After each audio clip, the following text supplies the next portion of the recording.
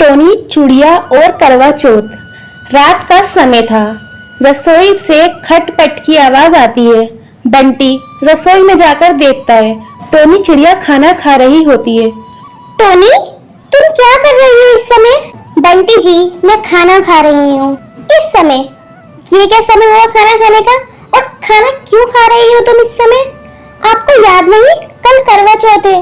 कल तो मुझे पूरा दिन भूखा रहना पड़ेगा, इसीलिए मैं अभी खाना खा रही हूँ। फिर आ गया खर्चे का दिन। खर्चा? आप खर्चे की फिक्र क्यों कर रहे हैं? वैसे भी ये व्रत आपकी लंबी उम्र के लिए है। ठीक है, जो करना है तुम वो करो, मैं तो सोने जा रहा हूँ। हाँ तो जाइए आप, मैं खाना खा लूंगी पेट भरकर। फिर मुझे कल वैसे भी भूखा ही रहना है। अगली सुबह हो जाती है। बंटी टोनी चिड़िया के पास आता है। टोनी, ये लो कुछ पैसे हैं, जा करके शॉपिंग कर लेना। शॉपिंग? लेकिन ये पैसे तो बहुत कम है, इसमें तो मेरा सामान नहीं आएगा। देखो टोनी, मेरे पास इतने ही पैसे हैं, अभी इसी से काम चला लो। पर ये बहुत कम है, इसमें मेरा सामान नहीं आएगा।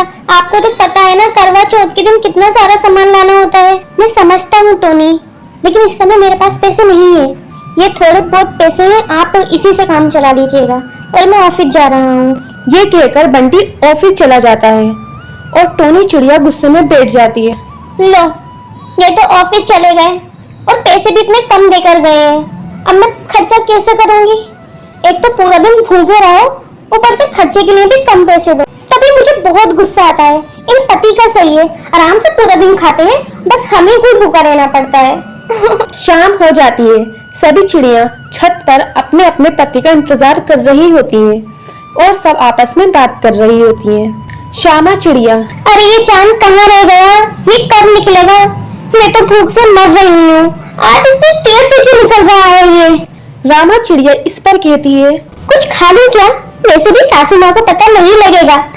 और वैसे भी पति तो बाहर जाकर खा लेते हैं ना, हमें तो भूखे रहते हैं। अगर हम कुछ खा ले तो कौन सा किसी को पता लगेगा?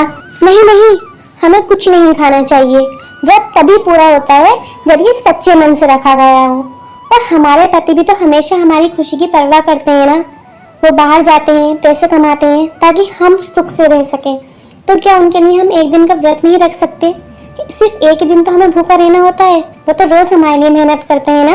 मेरे पति ने तो मुझे एक नई साड़ी तक नहीं दिलाई है, फिर भी मैं उनके लिए व्रत रख रही हूँ। उन्हें कोई परवाह नहीं है मेरी। इस पर रामा चिड़िया कहती है, मेरे पति, उन्हें तो कोई फिक्र ही नहीं है मैं खाना खाऊं या नहीं खाऊं।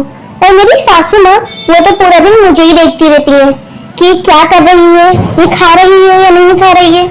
मैंने कल से पानी तक नहीं पिया है और ऊपर से ये चांद भी नहीं निकल रहा है। आज इतनी देर से क्यों निकल रहा है ये? सब्र करो बहनों, बस कुछ समय बाद चांद निकल आएगा, फिर आप अपना अपना खाना खा लेना। बंटी चिड़िया आ रहा होता है। रास्ते में वह एक मिठाई की दुकान पर रुकता है और वहां से 1 किलो बर्फी पैक कराता है और घर की तरफ आने लगता है। इधर टोनी चिड़िया पूजा कर रही होती है।